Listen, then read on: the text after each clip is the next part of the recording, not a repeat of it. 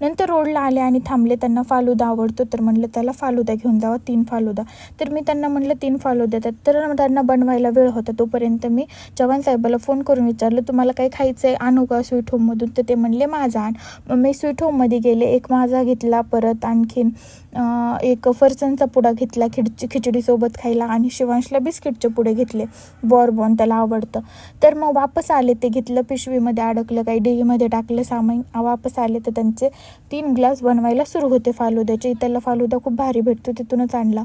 नंतर मी सगळं माळवं चव्हाण साहेबाला खायला, नंतर माझा फालुदा वगैरे सगळं घेऊन आले घरी. तर चव्हाण साहेब खूप खुश झाले. तर त्यांना म्हटलं माझा घेते, म्हटले माझा फ्रीजमध्ये ठेव, मी फर्स्ट फालुदा खातो. म्हटलं ठीक आहे. मग त्याच्यानंतर मी त्यांना दिला फालुदा खायला, आणि शिवला पण दिला, पण शिवने आणि आरूने काही खाल्ला नाही, त्यांनी त्यांचा खाल्ला. परत एक रात्रीसाठी त्यांना ठेवला, ते म्हणले मी रात्री खाईल.